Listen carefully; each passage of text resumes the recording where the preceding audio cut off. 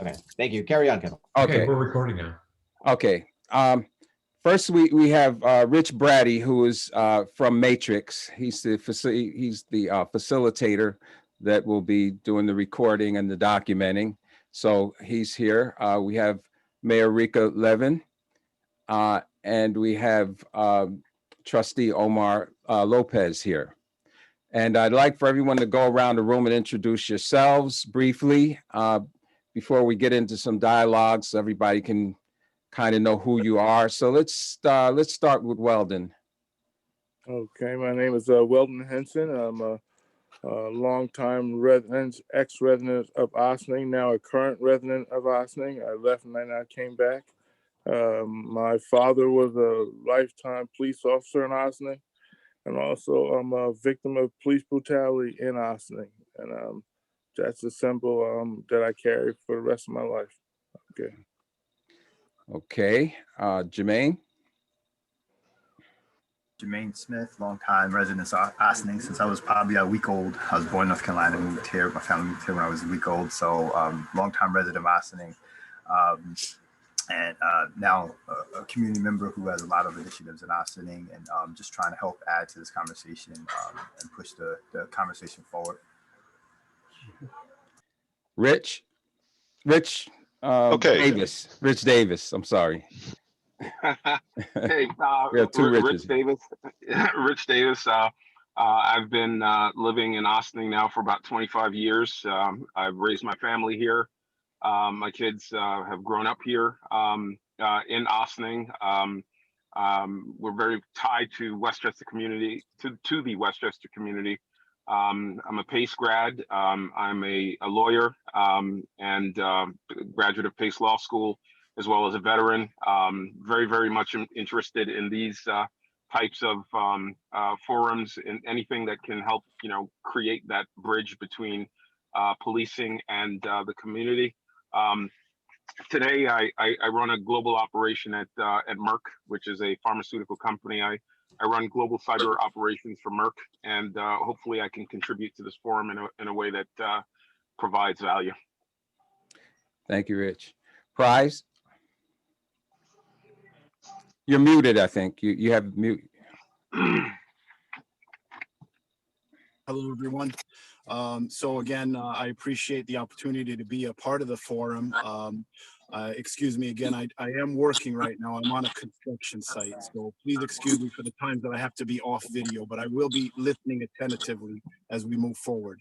I am a 15-year resident of Ossining. I am employed as a building mechanic for a local municipality. My wife is a court clerk in a local municipality. I have been on both sides of law enforcement, both on the bad side and the good side. I appreciate being a part of this forum because I think I can bring a perspective on both sides, the things that are necessary to help dialogue and facilitate some understanding both amongst law enforcement as well as those who interact with law enforcement and might be hesitant or reluctant that they really think that our police officers are there to serve the community, which they really are. And I think that this could be beneficial, and I'd like to participate in helping that process. That's great. Brian, for the record, state your last name for the record. My name is Prize Funk. Right. Okay. And I guess I would add that I'm also a member, 15, 20 years of church, and I am currently a minister in my church. Okay. Richard? Okay. Although Richard Vernon, I go by Vernon, so we have a lot of Riches on here, so let everybody just call me Vernon because that's what I'm used to. That'll work. All right, so my family is a long-time resident of Ossining. My mother actually went through the school system here, graduated from Ossining High School. All right, and I moved to Ossining in the early 70s. We moved from the Bronx.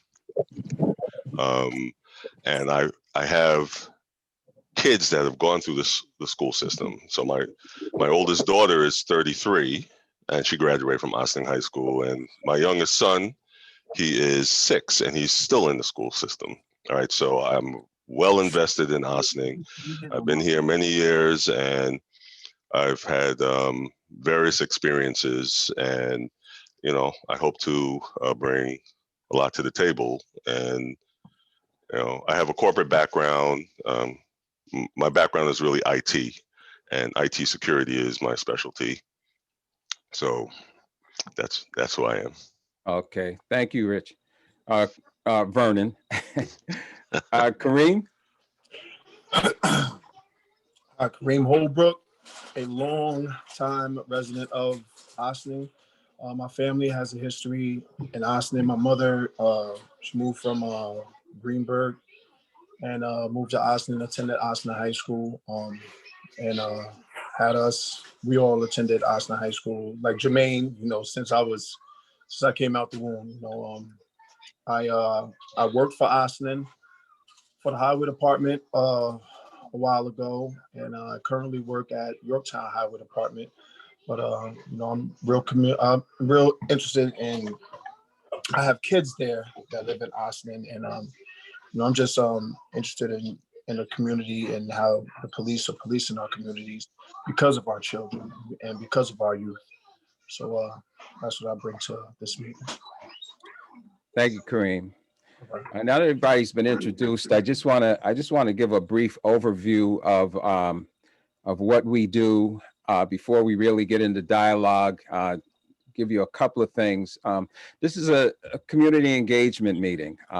Like other community engagement meetings, it's meant to get your opinions, to get your foresight, and to get your ideas in terms of reforming and reinventing policing. And that applies to policing here in Ossining as well as generally in the nation. Policing historically hasn't changed for quite some time in this country.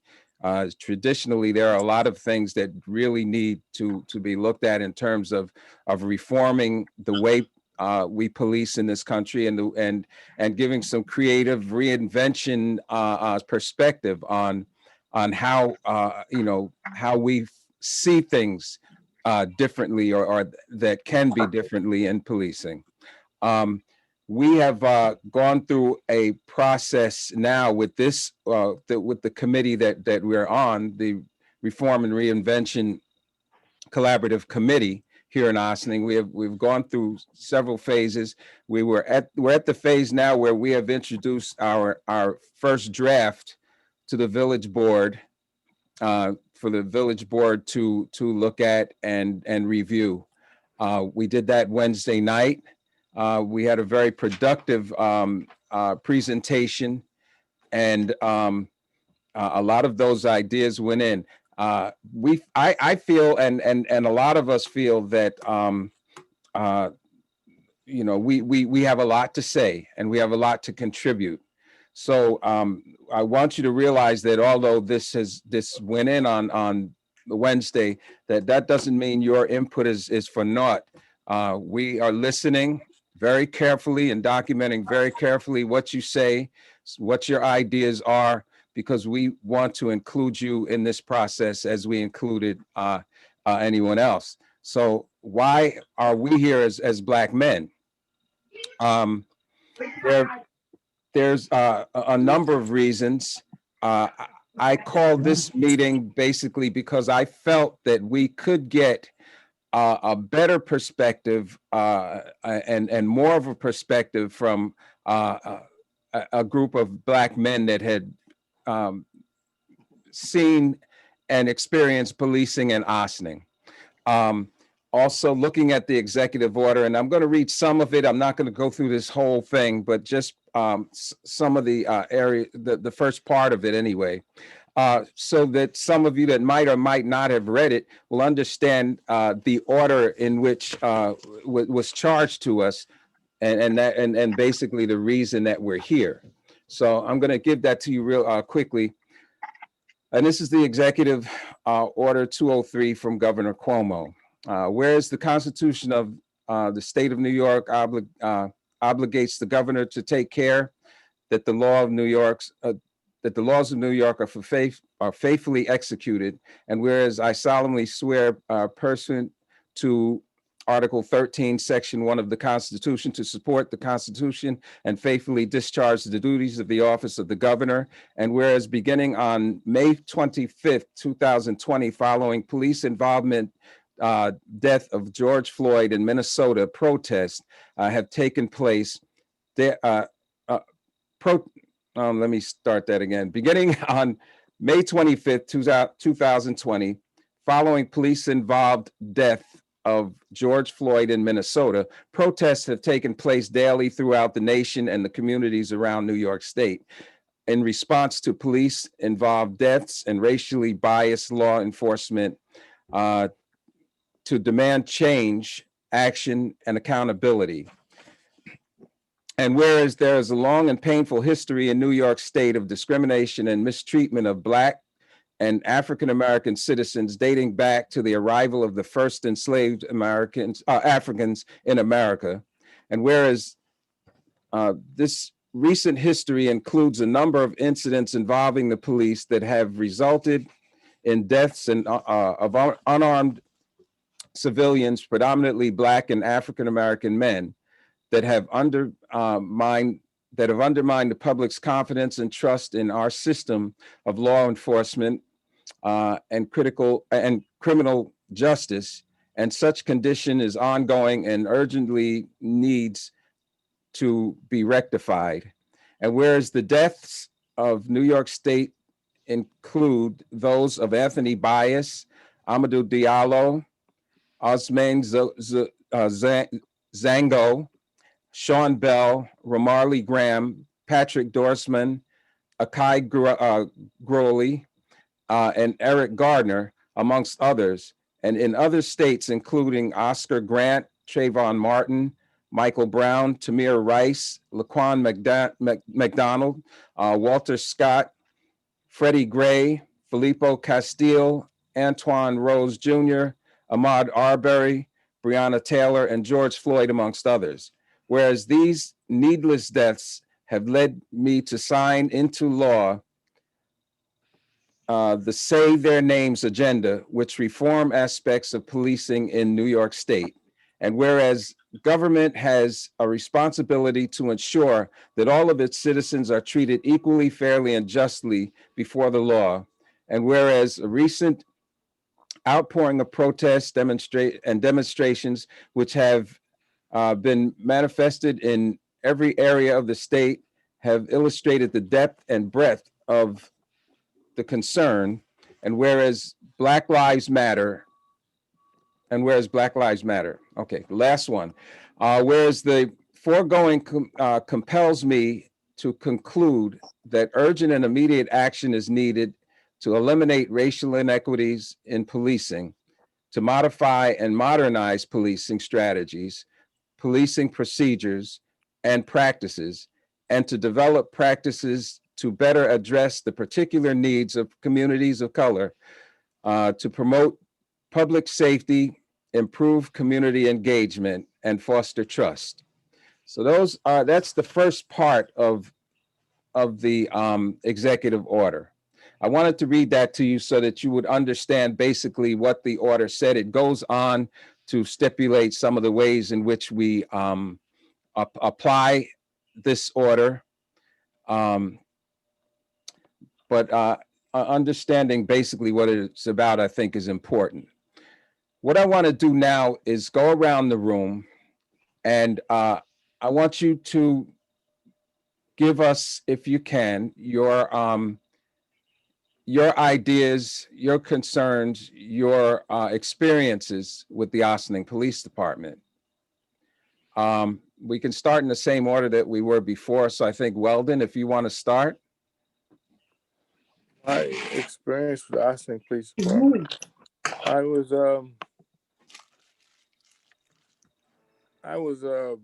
born in the Ossining Police Department. My father became a cop when I was a child, when I was a newborn, I believe, not too much after. And grew up in the Ossining Police Department. So I didn't see cops in one way until I went to school. Okay, all I knew was the Montagues, the Purdy's, and the Woods. I didn't see them any other way because my father was a cop. But when I went to school, then I started seeing them differently, and then I rose up in Ossining. First of all, being a police officer is by far not an easy job in any way, and I can't even look it on. Most of the time, it is things with police officers along racial lines, but sometimes it's along a power line. Okay, in my experience, I think police officers is more about power than anything else. Some problems with Ossining police and any police department, it's always been the hiring practice. And I believe strongly in that you have to work and look harder with your hiring practice. Stop hiring people who want to be police and hire people who should be police. And I don't know how much more I can add to this conversation, but that's how I feel about Ossining. And I really don't want to discuss my ordeal. Is something that just makes me angry. It's something that happened so long ago that I just like to leave it there. Okay, you can go on from me.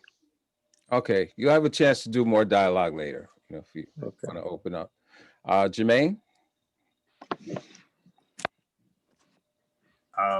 Before I get going about my history, I just want to say for the Say Their Name agenda, I was going to mention that the four things that were part of that they wrote into laws, just in case everyone's not aware. One is the repeal of 50A, which gives the citizens access to police records. The other one was banning chokeholds across the state. There was also prohibiting race-based 911 calls, and then the writing into the idea or the requirement of an independent investigator in police-involved shooting. So that was the Say Their Name agenda. Those are the four things that were identified in that. That was written into law by the governor. So you asked about our experiences. I'll speak briefly to mine, and then also to mine as a witness to some things. I'm try to be brief as possible. Mine briefly again, just like Weldon happened a long time ago as a teenager, probably about 17 or so. And this wasn't my first engagement. This was the one that personally happened to me that really stood out. We were at the river, and there was graffiti written on the wall in magic marker. Some of it, I think all of us partake in it. So not to try to belittle our actions in this activity. But at that time, multiple people, Spanish, white, Black, were taken and arrested at that time, taken to the police department. No one was allowed to contact family members. We're not given phone calls. We put into cells in the police precinct. Several of us were strip searched and asked to show our bodies in the police department. And again, this is years ago. The Black and Hispanic kids were kept for a few hours there. And the Italian and white kids that were there with us were out within a couple minutes at the time, and were released. We ended up going to court and everything behind it. But that was one of my first personal interactions with some of the injustices that happen with police officers in Ossining. Always heard things about engagements and heard other things. Of course, living in Ossining, friends living in Ossining. I was living in the Bronx at the time of Chris Malone's shooting. But I was really part of the movement and moved back into Ossining right after that because my father was still here and he was part of NAACP at that time. And then now more recently dealing with the community and having my community organizations really from the perspective of my students, including as young as 5th, 6th graders at the community center, and the lack of trust in the police department. We've had several of them engage where police officers just stop them on the street and not engage with them in a way of building relationships, but in a way of harassment, they were saying. And where are you going? What are you doing here? Why are you out here at the rec? What did you do? Are you guys responsible for this? Those type of interactions with the kids in the community. So my interest goes just beyond my personal incidents that happened with the police department. It's overall wellness. I currently have a great relationship with the police department. The chief lives around the corner from me, and I've said this several times, and we engage in conversations outside of just this. So I think all of us here, we don't have we're not trying to bash the police. We're not trying to make this a negative impact on the community. I think we just want to share our insight and push this process forward. So that's where I go from incidents. And what else did you want us to share, Kendall? Do you want us to get into? Well, that's basically it for now. I mean, we're going to go back. We're going to come back around with some other issues, some other. Okay. All right. Yeah. So that's all. I'll share that. I'll leave it at that for now and let everyone else chime in. Okay, Richard Davis.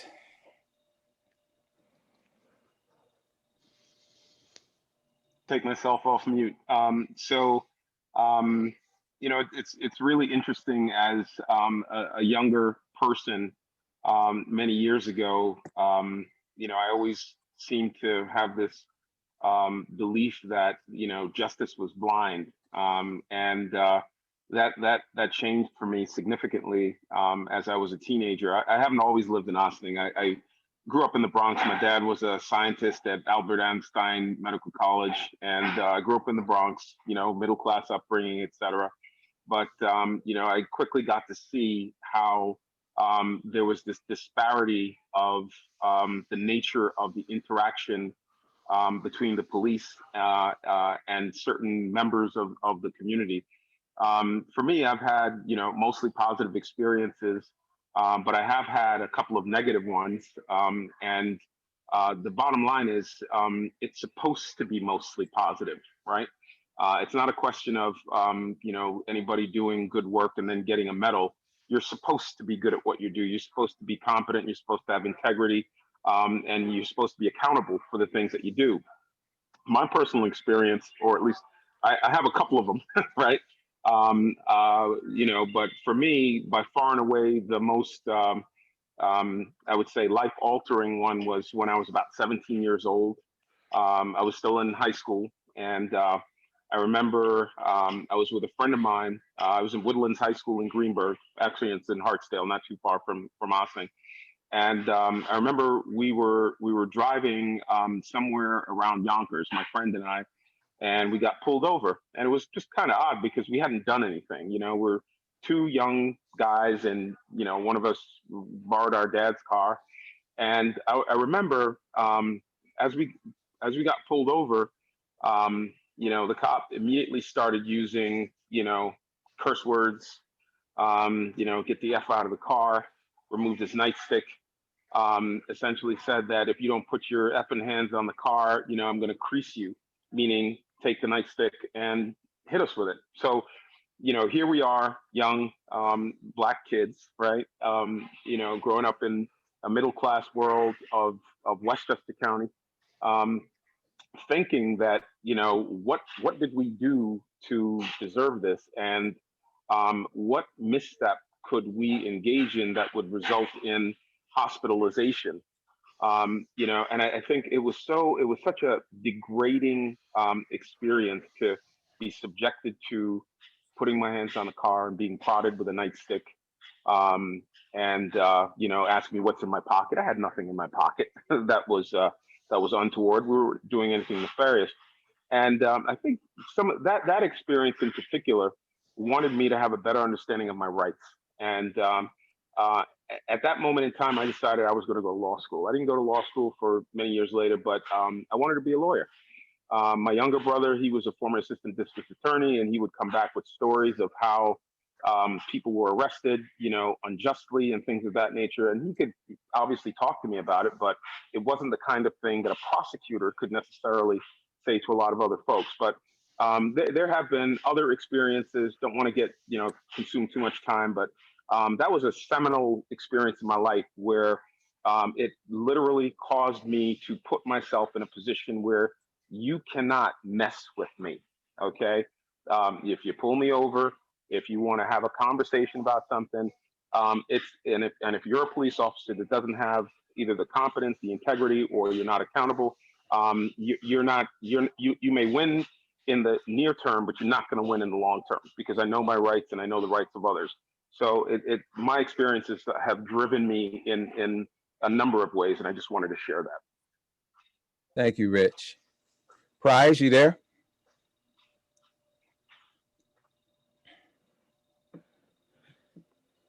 Prize?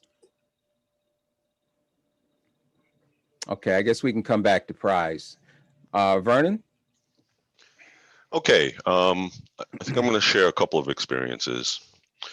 My first interaction with the police was when I first moved to Ossining. Right, I must have been about, let me think, maybe 13 years old. All right, and my family is a middle-class family, and we happen to live on the borderline of the village and the town. So we were not in the traditional black area of Ossining. And I happened to be walking home from high school. Well, no, from I was in 8th grade. I was walking home from the middle school. And a police car pulled up and asked me what was I doing up on Cedar Lane. And I said, I live here. I said, no, you can't live here. There are no blacks up here. Mm. Officer, my house is right up the street. All right, so that kind of set the tempo of Mom, Dad, why are we here? We never experienced anything like this in the Bronx.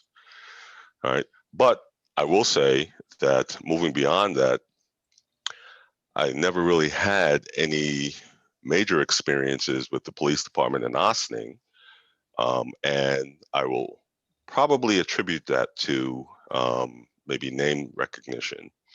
My mother, Francine Vernon, is well known in Ossining. She's done a lot of things in the community, and just off of name itself, people began to know who my sister, my brother, and I were. All right, so let me fast forward a little bit. I went away to college. All right, finished school. I got married young. Got married when I was 22. And I was living in Jersey. All right, so this has nothing really to do with the Ossining Police Department, but a police experience in general.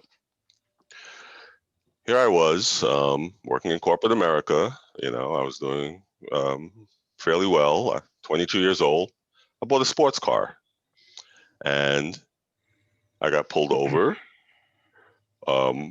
because I had a sports car. And I'm like, officer, this is my car. Here's my registration and there's everything. And it just so happened that the day before, I got a new insurance card and I didn't put it in the car. All right, so the officer asked for all the credentials and I explained to him what happened. And I said, I live right up the street. I can get my insurance card. And his partner was a black officer who I kept looking at, like kind of with my eyes pleading with him, what's going on here? And he allowed the white officer to, one, have my car towed, didn't have a ride, because I was just going to the store and I had to walk home. I had to go to the police department. This was on the weekend, on the Monday, and file a complaint, and come to find out that this officer was one of those bad officers that always harassed the minorities. And although the case was dropped, I wound up paying $200 something for storage for the tow place I didn't get reimbursed for. But I say all of that to say that kind of set the tone for me, where I made a commitment to myself that when I had kids, I would make sure that they knew what to do and how to act in front of police officers. Why should we have to do that? All right. It shouldn't be that way, but that's the reality that we live in. So here I am in Ossining, for a number of years, and I have four males that have gone through the school system. Well, 3 of them have gone through. 1 is still in. Well, 2 is still in whatever. I have kids in the school system here in Ossining. And I just want to make sure that, whatever we're doing in this current climate with police reform is something that's going to be beneficial to my kids. All right. I'm not as concerned with my daughters because, although there are crimes committed with females also, most of the incidents that happen are with Black males, and it kind of boils down to maybe some underlying prejudices and misunderstandings. But I want to make sure that whatever we're doing here in Ossining will, one, benefit my kids, and two, benefit the minority population in general. Thank you, Rich. Kareem, what are your feelings about the Ossining Police Department? My dealings with the Austin Police Department, I really didn't have no dealings with them. Like Vernon said, my mom was very well known in the community. But my friends, my brothers had a lot of run-ins with them. My run-ins with them, I deserved this. I deserve this sometimes because drive with no license and things like that. I deserved it, but I really never really had a problem with the Austin cops. But my friend had a problem with the Austin cop, Chris Malone. That was one of my best friends, and he got killed by the Austin police. It's a few things. I could speak about my brothers. I could speak about my cousins. I could speak about a lot of my family members been through a lot with the Austin Police Department. But me myself, I never really experienced anything like that, unless like I said, it's times where I was doing wrong and they let me go on a lot of things because one thing my father always told me was, when I was out there doing wrong, I'm not gonna sit here and act like I was an angel, because we were all doing wrong. You know what I'm saying? Running the streets, and my father always told me, if you out there doing wrong, I don't think you should mess with them, because you trying to get over on them, and the only thing you only really got to do is just say hi and just keep it going. So there was times being a kid, what I'm saying, being in the park, we may be drinking or something like that, and the cop roll up, and they could have did anything they wanted to. They let us go, but like I said, in my younger years of being in middle school, about being in middle school, coming home from them parties, the school dances, we have run-ins with the police. But kids being kids, but like Maine said, they let the Italians go and the white people go, but they'll keep us and pat us down and things like that. But that's my own dealings. But I really can't say nothing too bad about the Austin Police Department, because I do have a lot of family members on it that are officers. And like I said, I didn't have too much run-ins with the Austin Police Department like that. Right. So. What are some, and this is, anybody can answer this. Just, I guess, raise your hands. We don't, Rich, do we have a raise your hand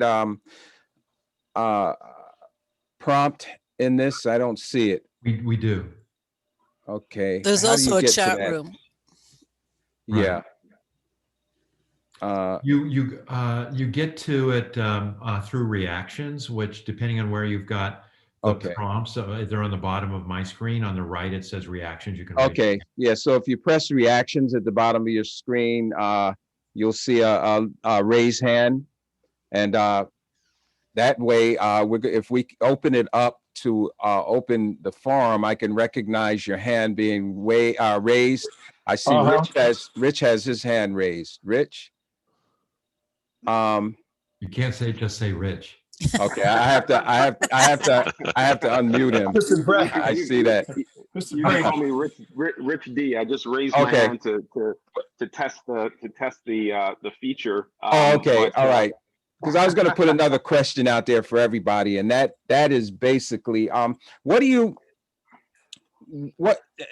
seen Ossining police around. What do you feel that they could do better in the community? What are some of the things that you think Ossining police out in the street, when you encounter them, when you've seen them do whatever they're doing, what do you think they can improve on or do better in the community? Anybody can answer. I'll start really quick. Well, Oh, go ahead, Rich. Go ahead. So one of the things that I think is really important that they used to do years ago was actually stop by your house. I think what they would do is they would pick perhaps a certain number of homes within a certain area, and they would just drive up and introduce themselves. And to me, that was a big deal. It really, established a connection. And I think that's the predicate of community policing. Um,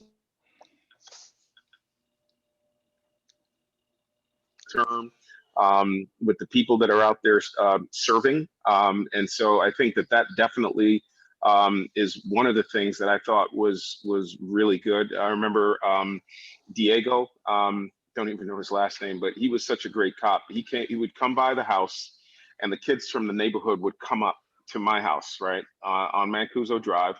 And we would just sit out there and talk, and the kids would come up, and he'd show them the patrol car and things of that nature. And there wouldn't be that fear necessarily of police. These are people, That's Diego Santiago, right?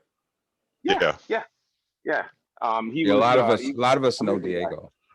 Yeah, amazing guy. And he would just pop in. My wife would make him a plate of pasta. But that's the kind of policing that I think it's a throwback kind of thing. You just see them coming and going these days, and it's just highly impersonal. But I understand it's a different dynamic. So I just put that out there. Yeah. Thanks, Rich. Jermaine, you were going to say something? Yeah, it was along the same lines. And go ahead, Rico. I'm sorry. I wanted to just, if you guys don't mind, as you are speaking, just to get clarity or ask a question. Rich, just a question. Approximately when was that? Because there was a shift in chiefs of police about 5 or 6 years ago. So I'm just for myself, I'm trying to figure out cultural changes, whatever.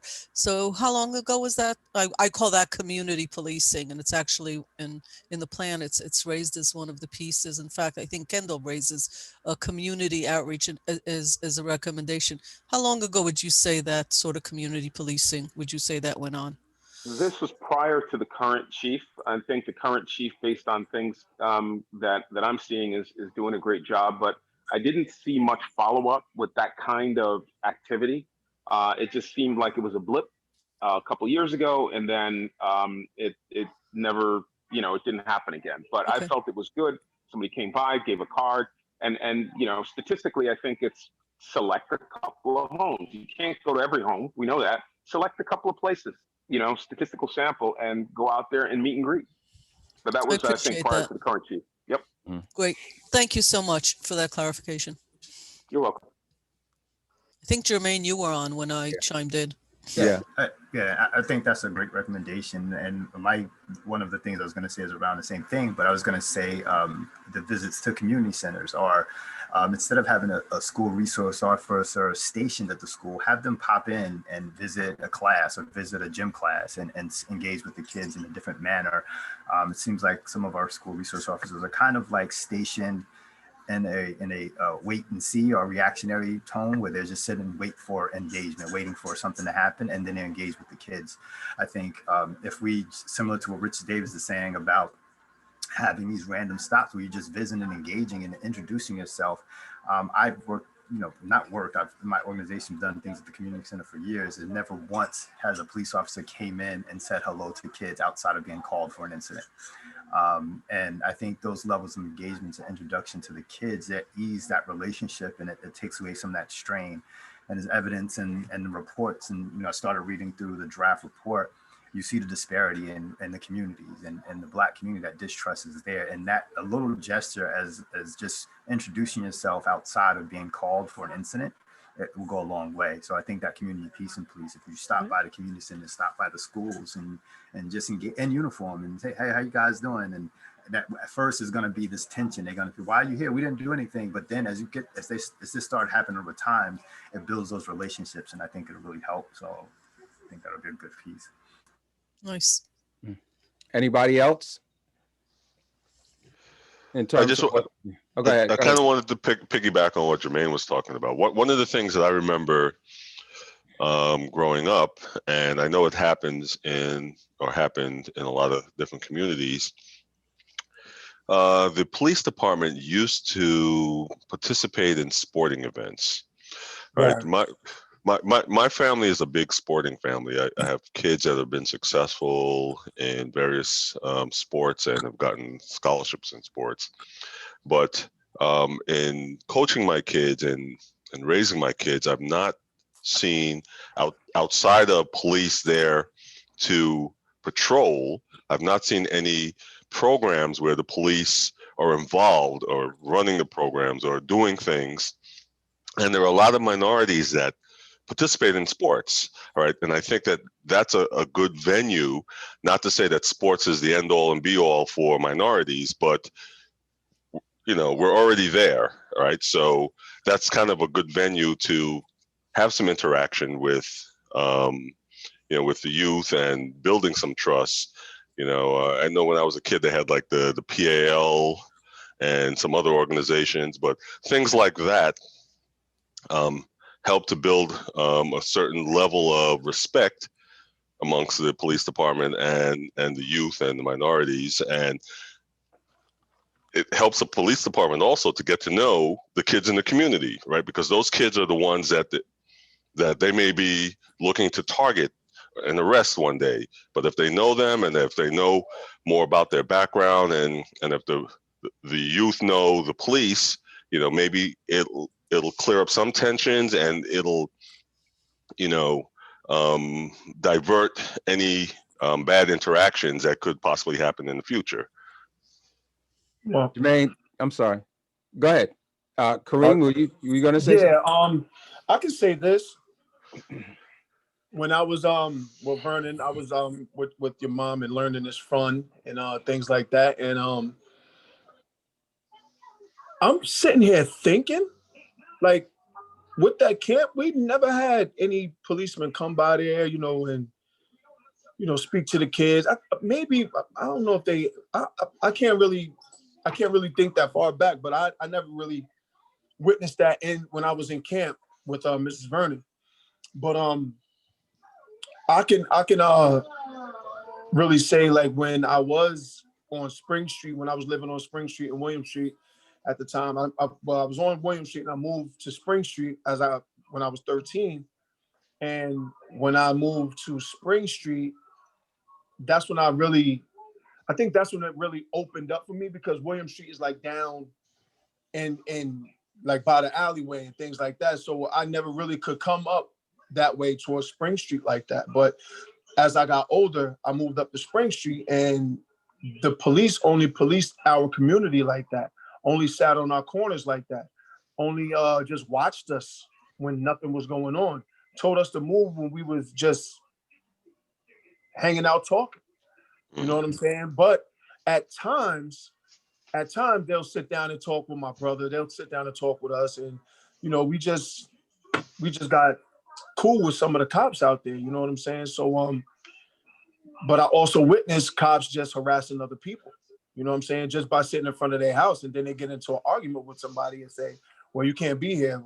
I could be here all I want to. This is my house." You know what I'm saying? Well, go in your yard. You know what I'm saying? Well, so that's just something I didn't understand. And when I used to go up to like my friend's house who I was in school with, which was white, I never saw nothing like that up there. Never saw police just breeze by the house and just keep on going. You know what I'm saying? So, I witnessed that, like, as I got older, and how they police our community and how they police the white people community.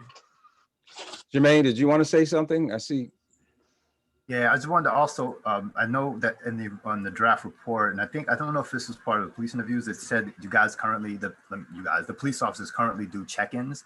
And from my observations, what those check-ins usually are with businesses and people they have relationships with already. So they go to their favorite delis, they go to their favorite coffee haunts and things like that. And again, it's from outside looking in, but I've never see those random acts, and never at the community center, never, I think, where, quote unquote, where it's needed. To build that trust with the communities. So, when I was mentioned in the draft report about the check-ins that the police officers do, I would probably dig into that a little bit as a board, and just Enrica as a mayor, just try to figure out, is that their local haunts? Like, you go into First Village, or you go into these places where you have relationships with the owners and things like that, as opposed to, these random stops at the houses, the community center, and things like that. And then also was mentioned about officers frequently volunteering for like community events, and the disparity, and like I wasn't sure, was that they were referring to the block parties that the chief is having, or is these the random community events by other organizations? Because I know we've done things. So that volunteering for community, it gives us perception that they're volunteering for all these community events, when the perception from the community is the exact opposite. So just some clarification and some of those statements and questions in the report. And then whether or not the officers are paid, like if this is overtime pay, because a lot of times we're told like some of these engagements are paid overtime as opposed to volunteering. So just as some clarifications of that, and again, goes back to that transparency piece before you put this report out, because I don't want it to be taken as you guys are trying to paint a narrative, and we want to make sure that this report is seen as being genuine from the community at large.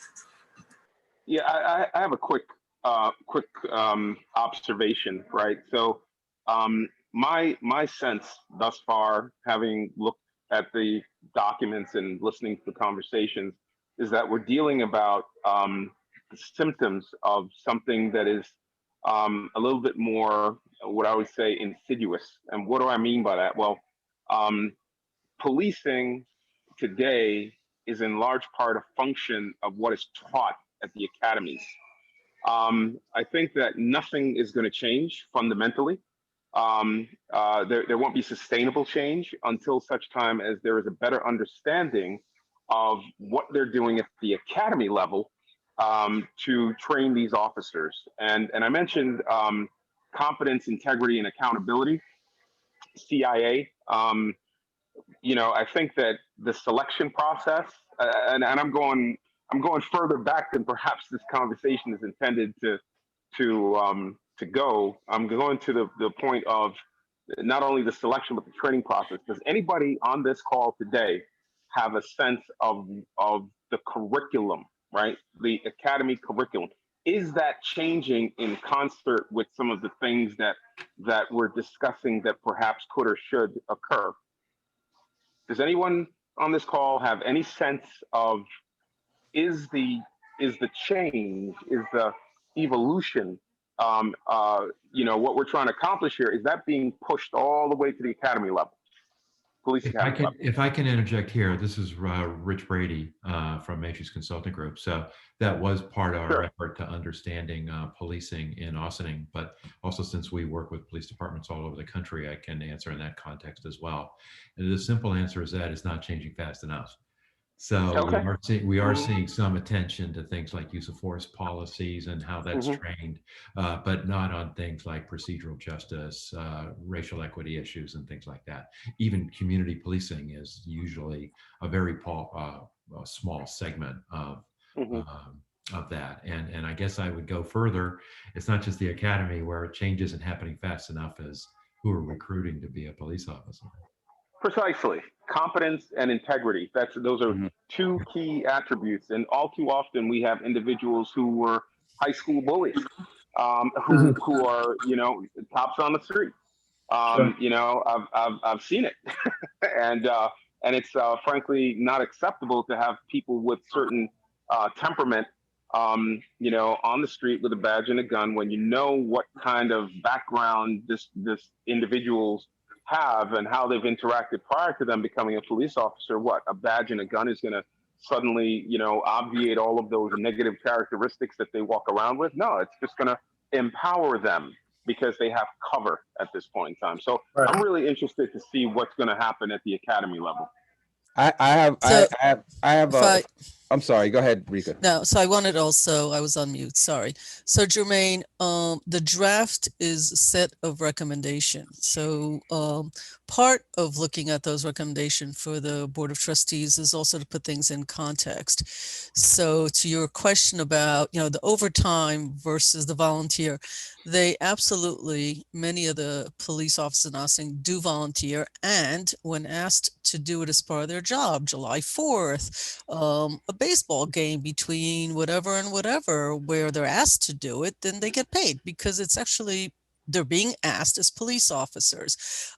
If I get asked by my boss, I expect to get paid. That's all there is to it. So to your point that I jotted down is knowing when it's which, right? You can't just say we do all this, because we're volunteers, exactly. Or can you say they never do it? So I wrote down that an excellent point is not so much in the recommendation because the plan is about redefining, but as an aside, as a footnote, if you will, as appendix, what we're learning from these conversations or other things. I put that in conjunction with Richard Davis's commentary about the academy, not at the mayor level, not at local level, not at county legislator level, maybe at state government level, at the governor's level, at the Sandy Galiff level, maybe, is where academy rethinking, which is not a part, by the way, nor is the state police behavior a part of the executive order of the governor of the state of New York. Just to be clear, it's at the local level for the boards. I am, and I've spoken to Omar, and we will speak to the rest of the board because of these kind of conversations. One of the things I've jotted down is we need to put, and I spoke to Richard about it, I think it was yesterday or the day before, that there needs to be, it doesn't have to be matrix, it could be by the board, an addendum. What else have we learned that others might want to look at? What should the governor be looking at? And now, you know what? You're the first person to talk about the academy in the sense of like, hey, like who's looking at that, right? Like if we want doctors to behave differently, you go to the medical schools and say, this needs to be added, right? Or this needs to be deleted from your textbooks and your curriculum. Because it's also what do you get rid of? It's not just what you add, right? What kind of stuff do you get rid of? And the governor, to his credit, in the past week, as Jermaine brought up, has already changed some major laws, but he's a legislator. So I'm writing it down, and I just wanted to put your two comments together and to answer, well, where does the village board come in? Because our lane is very local political policy, but our lane is also to generate thought to government at the different level. We don't report to them, but it's not a corporation where there are bosses, we're not theirs, but certainly to send the message up and say, this is also what we learn is absolutely going to be done. I think it just adds to the trust as well, Rika. So you're coming into it, you want to make sure you're being fair. And so I think I appreciate you writing it down. So thank you. Kareem, I saw your ears go up. What?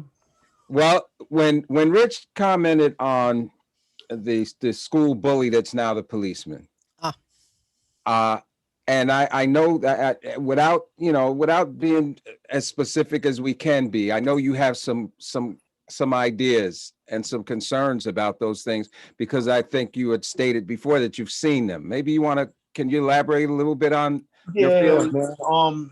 Like I said, I'm not here to disrespect any officer. I have a lot of friends that are Ashland policemen at this time, but I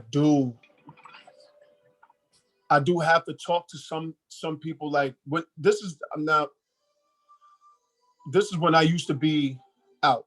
This is when I used to be, be local. I might go to the boathouse, have a few drinks there, hang out, mix mingle with people there, and then some people get a little intoxicated, or they get out of hand because that's their authority. I'm an officer, you know what I'm saying? But when you take that suit and that badge off, you're just a citizen. But they still is pumped up for that, and sometimes I had to a lot of times stop them from doing what they getting in the public. So like I said, with my friend Chris Malone, it was situations that happened with the officer that they said that really did it to him. They had run-ins when they were in school, and then it went on to him becoming a cop. And then when he became a cop, on the street, sometimes they always targeted Chris. They were always messing with Chris, especially him. You were there that night, Kareem, weren't you? Oh yeah. No, I wasn't there. I was before the shooting. Yes, I was there. I was there. And we were out. And, you know, we mind our business. We were sitting in the yard, and we had a little barbecue, and we was drinking a little bit, and you know, things got out of hand that made me say, you know what, I'm going home.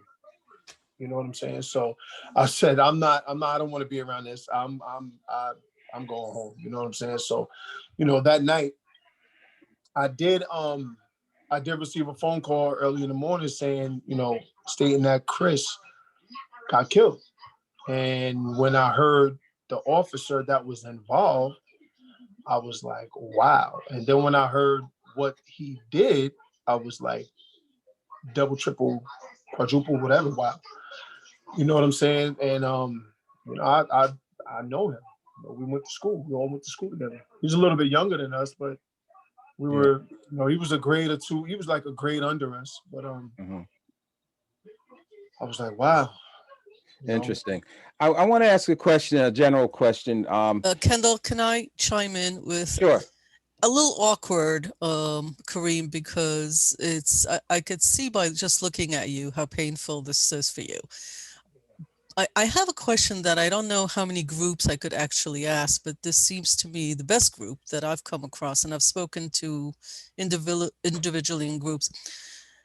There is always a debate, and this really goes to the future of policing. I'm not looking backwards, I'm looking forward, which is what this real conversation is about, is a debate that goes on. Should you hire local for the police department? It's a relatively small village, 3.2 square miles, 26,000 people. I mean, it's a small village with a lot of people, right?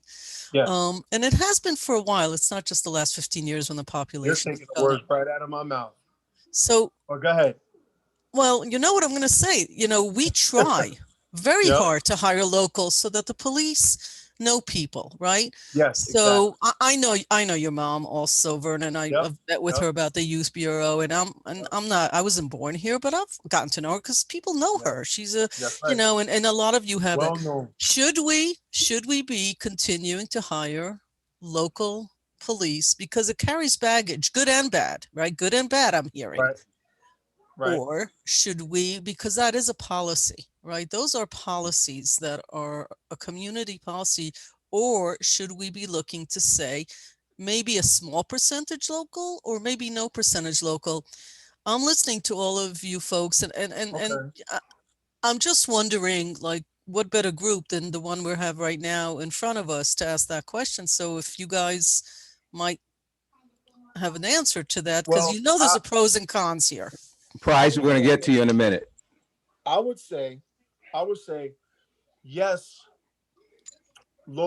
hire local people to be policemen in our community. But if you do hire someone that is not familiar with the area, put somebody with them that can say, all right, so not nobody like younger, but somebody with authority, you know, like put a rookie with somebody that's been on the force for like 10, 15 years or something like that. You know what I'm saying? Don't just let the rookies come in and just be with other rookies that don't know anything about the area, because that's when the problems do start. And I'm gonna tell you, being out there, if we knew the cops, we will respect them. But when it's always the cops that are not from Austin that gave the problems. Dave Edwards, a lot of cops gave problems in Austin. But when Anthony Stovall came around, Ben Irvin came around, you know, any of the cops, Mr. Jefferson came around, it was all respected and nothing was happening. Nothing happened. You know what I'm saying? So yes, I think you should hire local, but when you hire someone that is not from Austin, I think that you should put them with somebody that's familiar with our community. Okay, I appreciate Rika, may I just add something to that? Please. I think that, like you said, there are pros and cons with hiring local and not hiring local.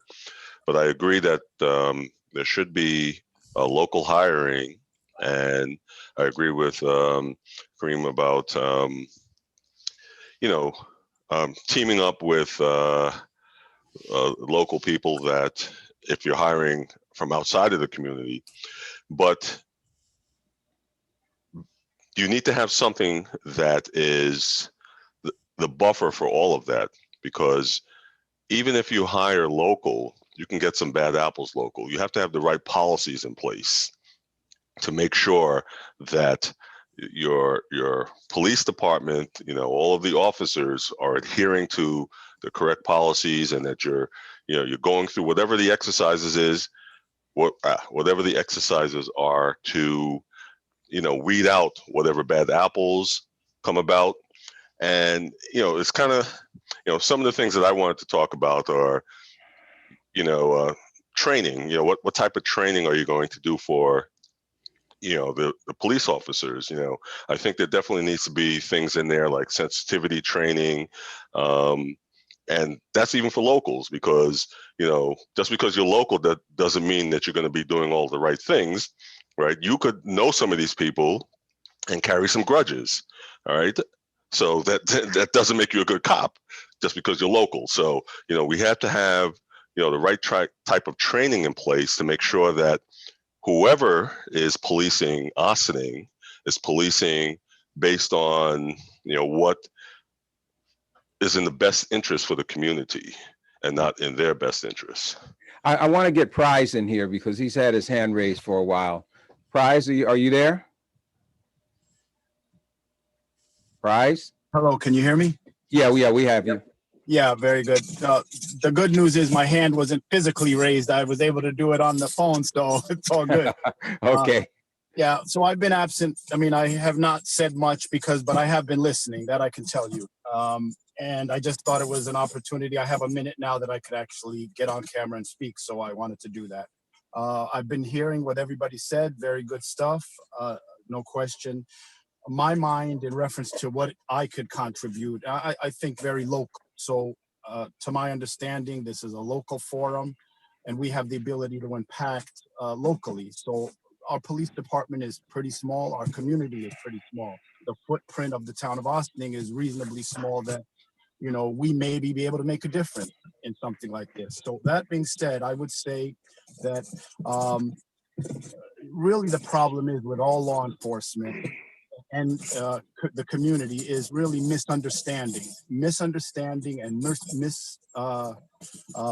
perception of each other. So we distrust each other. We don't know much about each other. And based on that misunderstanding and misperception, we treat each other not good. So to solve any of these issues, the core,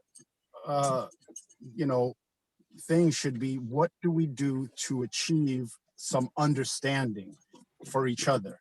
I think both have responsibility. I say this within my own family and community and my Black brothers and sisters, and sometimes they don't like it. But what I say is that we also as a community have responsibility. As do the police officers who are professionals, but they are just but human beings. Human beings are going to act certain ways and have, misconceptions and their own perceptions that they bring to any job. They are human beings and they are also going to make mistakes. But we as a community also have responsibility. We as human beings also have a responsibility. If you're treated a certain way, whether you're on the side of law enforcement or you're on the side of the community, and you're treated a certain way negatively, you are going to then continue to perpetuate that by acting against or in reference to how you've been treated. Police officers get treated badly and negatively too. So they then think the community all as a whole is bad. And so this is just like a continuous cycle. It is important that we try to find a way to get understanding and also accountability for everybody. I think that the police officers, though, must understand that they are professionals. A police officer is a professional that has been trained, that is being paid. The community is nothing but the public. And anybody who deals with the public, whether you're a grocery store clerk or you are an FBI agent, the minute you deal with the public, all sorts of things are going to go awry. People are people. So it is more accountable that a police officer conduct himself in a certain way, and just because somebody in the community is treating him poorly, that he doesn't respond poorly. It's not a tit for tat. It's not 50-50. One is a professional, trained very well and being paid. The other one is just the public, and the public will be the public. That has to be clear as well. Now, in reference to that, what could be done to really make this impact?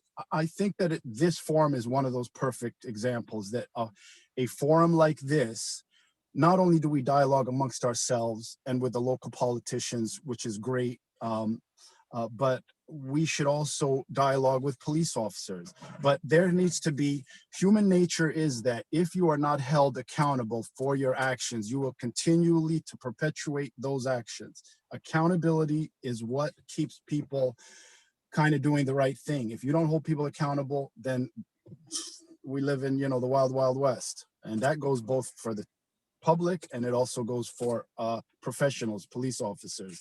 So what could gain us accountability? Accountability and transparency. For this to really have impact, not only do we have to dialogue, but that dialogue has to impact, of course, the police department. And they have to see that there is certain accountabilities. Now, I believe other places, I don't know if it's New York City or other police departments, have these civilian review boards.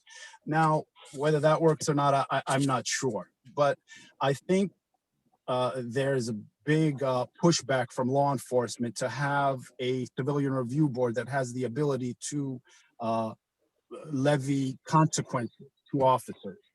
But maybe one way to make it a little easier that it would be accepted would be a review board that's strictly for the purpose of, if some incident occurs, I don't know how the means that it would be that this could actually happen, but logistically that'll be worked out by others, maybe you guys, but that the community knows that there is a civilian review board, so to speak, that is in partnership with some of the members of the police department, and that they have the opportunity to have representatives in the community, such as the people on this forum, that get to review, let's say, a civilian complaint. If a complaint is lodged, then the community already knows that there are people in place that are in collaboration with the police department, that they will be meeting and dialoguing about this incident, having nothing to do with disciplinary action. That's not the purpose of this, because then you can get pushback from the police department. But what we are going to have is transparency.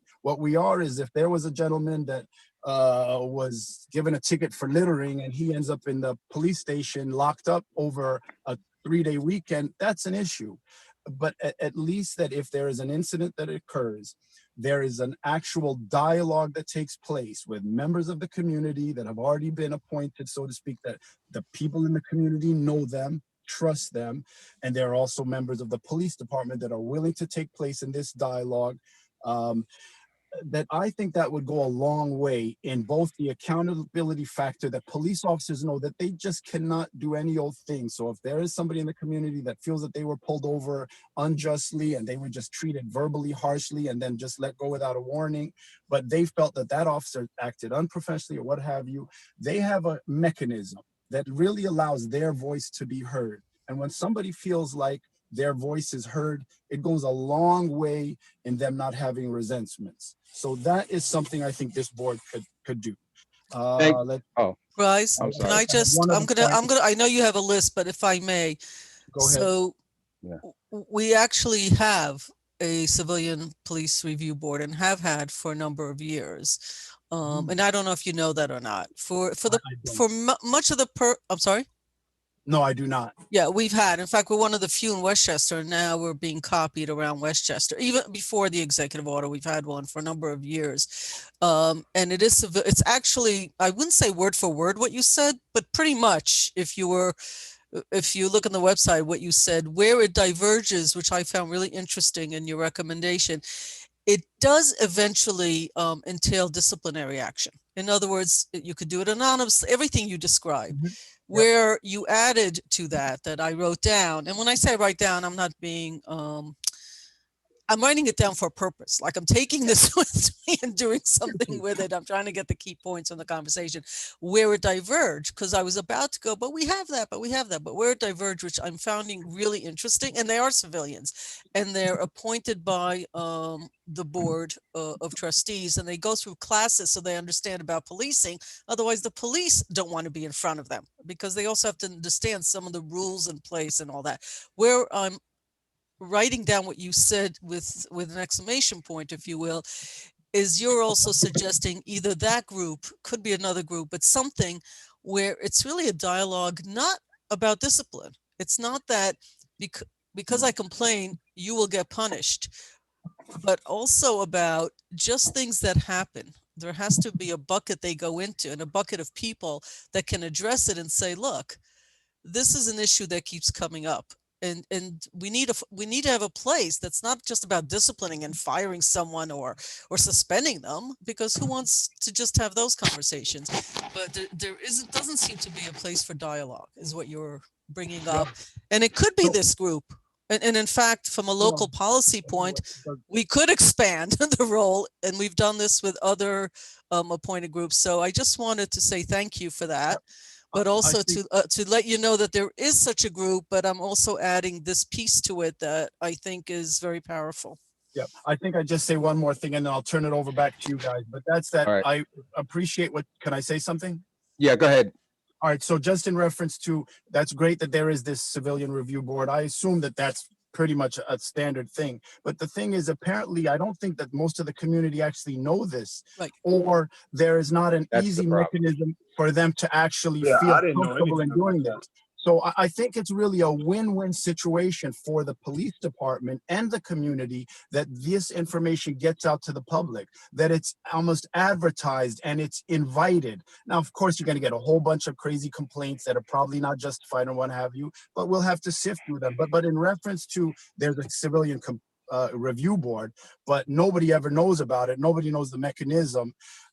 In reference to getting this understanding, it's all about perception, and the community has to perceive that they have the opportunity for these things. So I think it's not a disservice. I don't think that the police department would repel against that if they really truly want to reach the community. So this then has to be better advertised, and now with social media and all this stuff, and this can facilitate it. Yeah, I raised that in the beginning, as some of us might remember, in terms of the profile of the review board. It must be better in a sense that people have to realize that we have one, because I think that a lot of people do not know and don't realize that there is a board that you can go to. But what I want to do now, I want to send this to a couple of my colleagues that might have some ideas on possibly some questions that they want to raise, that I might or might not have missed. I know a lot of times I sit there and I watch people facilitate or chair a meeting, and there's some ideas that I have, and I wish that they would say what I'm thinking. So I want to go to two people. I want to go to Rich and Omar. You have any ideas on what we can ask this panel? What some productive things that we can put out there for them and get their feelings? Either one of you.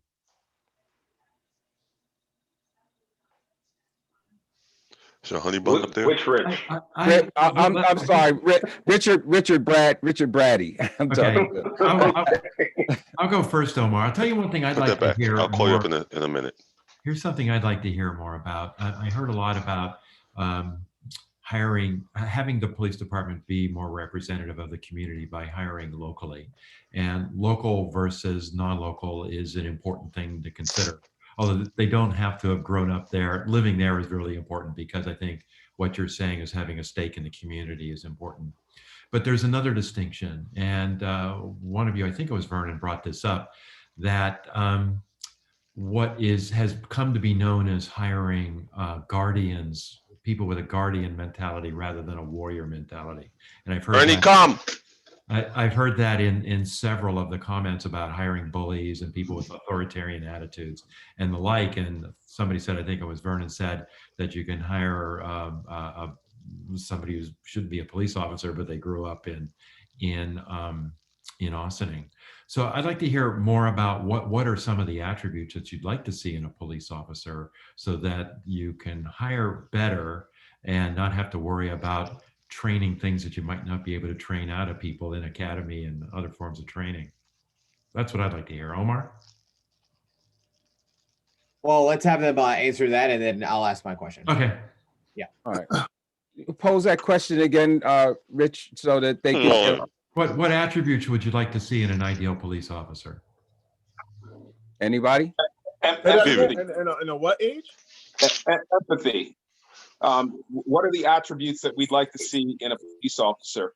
We'd like to see empathy, right? So we talked about, I think it was Prize who talked about, responsibility and accountability, both on the police side and on the civilian side.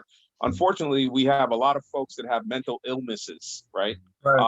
If you look at the statistics, there's a high correlation between those who are incarcerated, arrested, incarcerated, et cetera, for low-level crimes and things of that nature, and mental illness. And I think that there's often, as Rich pointed out, sort of this warrior mentality that squeezes out the empathy and understanding of the fact that many of the individuals that they will encounter will be undergoing some kind of mental crisis, right? They will be in a particular mental state, which is not conducive to them being reasonable. And police officers need to be trained that way, right? You have to be able to understand that if you're dealing with somebody, they may not. Okay. Sorry, Vernon, would you mind muting yourself? Rich Davis, I think that you took Vernon's direction toward you. Well, I think there's somebody in the room that he's in with. What? Is that I think Vernon thought Vernon was not muted. So he wasn't talking to you, Rich. Is what I'm saying. Oh, okay. So please go on. Okay. Yeah. Finish your thought. Yeah.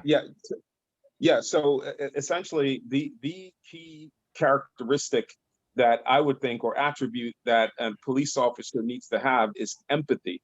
We don't do enough psychological screening of some of these people who can score, get the appropriate score on a test.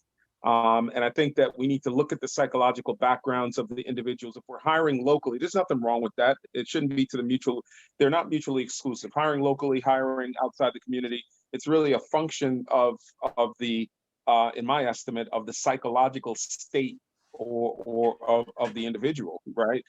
Do they have the appropriate psychological characteristics to be able to go out there in the community and engage with a non-warrior mentality? There's some cops that have never pulled a gun in their lives. Why?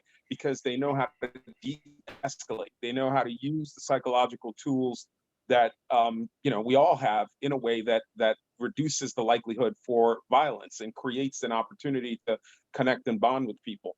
So that's critically important. I know the police unions have been pushing back against it. That's another thing that is a big blocker to any kind of true reform, is the police unions and the training. So I'm looking at the foundational things that we can't necessarily address right now, and I'm looking at some of the things that we can do possibly, at the community level. I think the Civilian Review Board is an excellent way to go about it. But to answer the original question, I think empathy is the characteristic that jumps out to me. So I'll leave it at that. Thank you. Yeah. I think that's a great start, Rich. Absolutely having empathy for the community. I think police officers that are personable and willing to engage with the community, it adds a certain element to that as well. So I think officers that are personable are, and willing to engage in those conversations and go out and willing to meet with the community. And there's that distinction there. And I don't know if that can be trained out. I'm not so sure. I think we should establish training and go and look at this training model in the police academy. One, to reset and set a baseline of where we are, because I think we know that there's this disparity in how they're policing the Black community and the white community. So I don't know so much as necessarily a product of the training, because the training's there when they're in different communities and not in the Black community. But I think we should establish norms within the training to establish that baseline. So now when we go back and hold them accountable, we can't say no longer that we weren't trained in this method or we weren't this. So let's go back and reimagine that training and establish these new norms, these new baselines, these new protocols that we're putting in place. And with these new policies, so as we're doing all this reform, these officers have to be trained as there's new policies in place. So yes, we have to establish that training mechanism, but we also have to put in place these policies that include the accountability piece on the back end. But just speaking to what officers, what values and what attributes we want to see for those officers, by far empathy, personable, engaging officers, and just having the wherewithal and understanding on knowing when there's this escalation. So but we all know that policing is a difficult task. Ossining may not be as difficult as New York City or Yonkers or Mount Vernon, but we may be more difficult than Chappaqua or Briarcliff or some other municipalities. So at some point we do need force. You need that. We understand that, but you have to have officers understanding those. That there's a line. Where are those delimiters? Where do we change from de-escalation to now becoming a safety officer and keeping the public safe?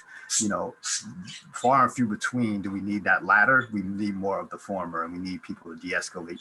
So that being able to be and engaging, being able to be to have that ability to de-escalate. So I think those are some of the things that we're looking for in officers. Vernon and then Pride.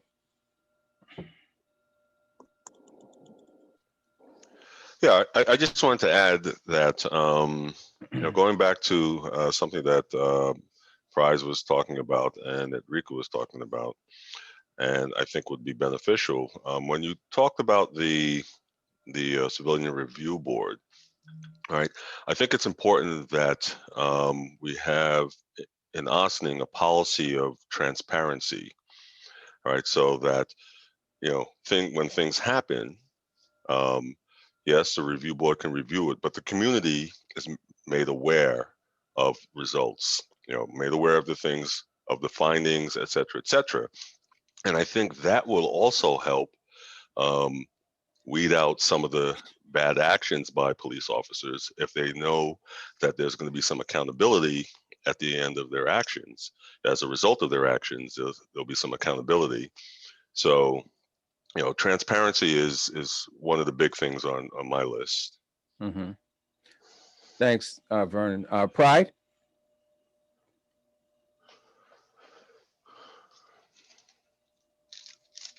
Pride, are you there? I think he had his hand up from before. I don't think he's. Yeah, maybe so. Okay. You may want to take down the hand. Richard, you may do that, because I think he had the hand up. It looks like he's got a hand up, but I think you have to, as the host, just take it down. Just trying to be helpful. Right. Omar, that was your question, right? No, that was Richard's question. Oh, okay, that was Richard's question. I'm sorry. Omar, go ahead. You have the question. Thanks. So the reason that we wanted to have this conversation in particular is because we've had a number of public engagement opportunities leading up to this, and they have included the general population, the LGBT community, the African-American community in general, young people. So we've had a number of different perspectives about policing in Ossining. However, Jermaine and Kendall in particular brought it to our attention, and I think rightly emphasized the value that it would be to have Black men in our village describe their perspectives about policing in Ossining. And so we've been able to, broad strokes and in some ways in detail, talk about what those experiences are like. But I wouldn't want this time to go without us making that explicit. And so what I would love for you to do is, I'll put the order in the chat. I'd love for each of you to go around and complete this sentence. As a Black man in Ossining, what I want the world to know about our police department is, fill in the blank. Excellent. I'll put in that sentence in the chat as well. Mm-hmm. Any order? Who wants to go? So I put the order. I said Vernon, Prize, Rich Davis, Kareem, Jermaine, and I threw you in there, Kendall, as well, because I'd love to hear what you think. As Right. well. Okay. We can start with Vernon. Okay, so I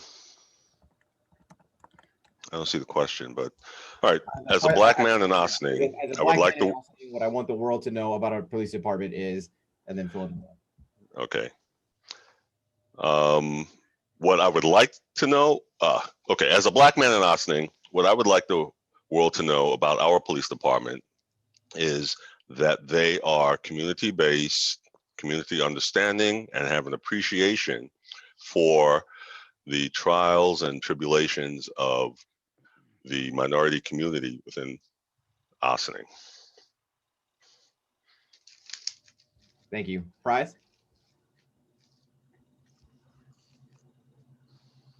Prize, are you there? Probably Might work. also take him a second to get off of mute or to. Hello? There you go. There he is. You're up, Prize. All right. So what I want the world to know about the Austin Police Department, correct? That's the question? Yes. Well, I guess what I'd want the world to know is that they are human beings. And although not perfect, as human beings are not, they're one of the best police departments in the country. That's what I would want them to know. Now, maybe that's not 100% true right now, but it can be. I can tell you that I've been on both sides of the law. I've been a severe lawbreaker, and I've been a more upstanding member of the community over time. And I can say that I've had a fair shake with the Austin Police Department on occasions in the past, and I think that they're a good police department. I think that I've gotten more breaks than I've gotten held accountable for my actions over the years. I think that's what I'd want them to know, and I think that they should know that. I think the police department would be more receptive, and officers more receptive, if they had a belief that the community was not against them. As we just want them to have understanding about where we're coming from in our perspective, but we understand that they are decent, good people that we want to protect and serve us. And that would go a long way for achieving what I said at the beginning. Thank you. Rich Davis?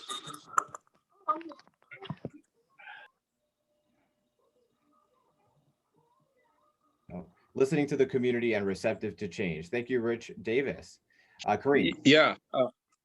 I think it's really important that I would want everyone outside of in the world to know that our police officers, particularly the leadership, are listening and receptive to doing the things that are necessary to create greater cohesion between the community and the police officers. Thank you. But what I would say about our police officers is, as talking to Sullivan, I think it's Sullivan. He goes on, does a live on the social media and stuff. He is trying to get more. He is trying to get more involved with the community by informing them on things that's going on in the community, what he's doing in the community, some traffic stops in the community. I think that I came a long way from seeing different people on the force, and for me, I would let the world know that I feel Austin Police Department is good, and in some way, I'm just not there to really say that. So I really, from my experience, I have nothing but good things to say about them, and I would want them to know that like Rich, like one of you guys said, they are human, and being a police is tough. You know what I'm saying? But I will let them know that they're human, just like anybody else, and I think they're good. Thank you, Kareem. Jermaine? I would want the world to know about the Ossining Police Department is, I think overall, we have a really great police department that's willing to change and push things forward. I think there's just like although we do have a history, I think our police department is going in the right direction. And I think and I think we're ahead of the curve on a lot of departments across the country. I think they may be victim to some of the mistrust around politics and municipalities that are focused on a police department. So I think the police are victim to some of that, and I think overall, I think we have a great police department. I think they're moving in the right direction. Thank you, Kendall. Take us home. Okay, and I'm happy to be on the answering side of this thing for once. But what I would say to the world is that the Ossining Police Department is a good police department, but it is no different from police departments throughout this country, and that they should realize that as susceptible as any other person is to fault or mistake or misstep, they too are susceptible. That there is a possibility always that there could be a very bad mistake based on things that they didn't pay attention to or didn't bother to change. That the potential for a Breonna Taylor or a George Floyd incident to happen in Ossining is just as prevalent here as it is anywhere else, and that to the world, they need to know that I would tell them that the Ossining Police Department must realize that they must make changes, that these changes are essential, they're important, and if they want to work in a way that's safe and safer for them, and as safe for them as it is for the people that they serve, then they need to submit to change. They need to submit to the idea that policing should be reformed and should be reinvented in this state and in this country. Thank you, Kendall. Kendall and Richard, if you'll lead us out of this experience. Thank you. Okay. I guess we're going to wrap up. Wait, I just want to make sure we, one more thing, I want to make sure we, along the policies, I forgot to mention this, that I didn't see anything about use of force in the policies for the draft. So I just want to see if that's something that you talked about, and you don't have to answer it now, but Rich, if you could, Brad, if you could just add that to the conversation about policies and whether or not Ossining is considering putting the use of force policy. I don't have the access to the policies. I don't know if it's in there or not, but use of force policy. And that way it also goes leading to conversations about accountability at the end, because if the police officers don't have a policy on what the use of force policy procedures are, then they can't be held accountable for that. So I just want to document that. Absolutely. And we And did I look think at with that the in change, process, yeah, that but was it needs changes. Sorry. yeah, with the with the changes that recently came down, that becomes part, because it's a state mandate. That's not no longer municipal. But to your point, we need to look at all the policies, which is part of some of the recommendation. So before Richard and Kendall bring us home, I just wanted to thank all of you for taking your Saturday afternoon. This has really been one of the most productive sessions for me anyway.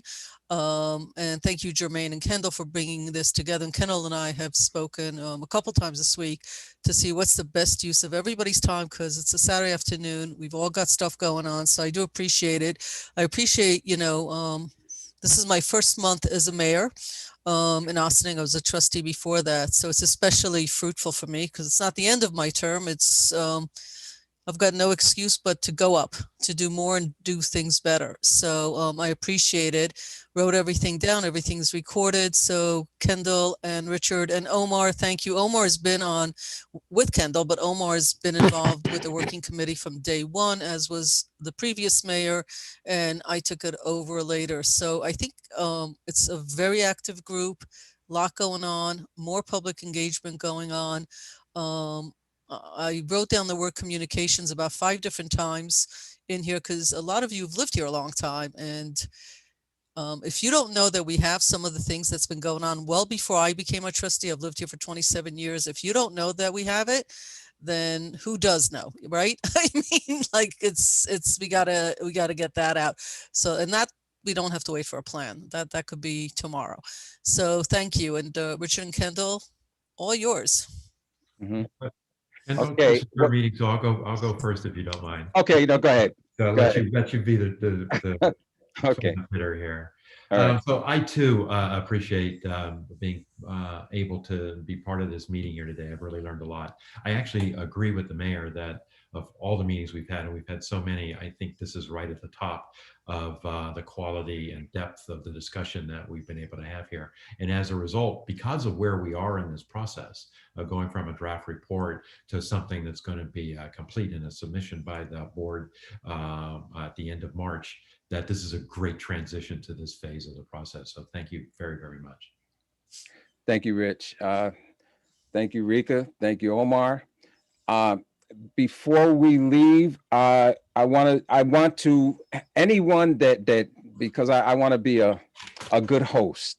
So if there's something that was really at the crux of your ire that you really wanted to get out, all right, that you feel was not addressed here, we don't have time to get into it now, but we can put this on the agenda for whenever we do meet again. So is there anything anyone wants to raise that's really at the crux of what you really want to say before we leave here that we can pick up on in the future?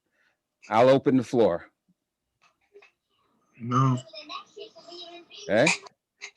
Okay, there's always more to talk about, and if you can't think of it now, Right. gentlemen, I believe that this is a great nucleus, and something that we need to continue the dialogue on, and believe me, I'm open to continuing between us with this. Thank you, Jermaine, for keeping the fire on out there. I felt it. I certainly felt it being on the committee, and I'm really happy that it translated to where our mayor and Rich and our board feels that it was productive. That I'm really happy about. I do want to mention that we have a general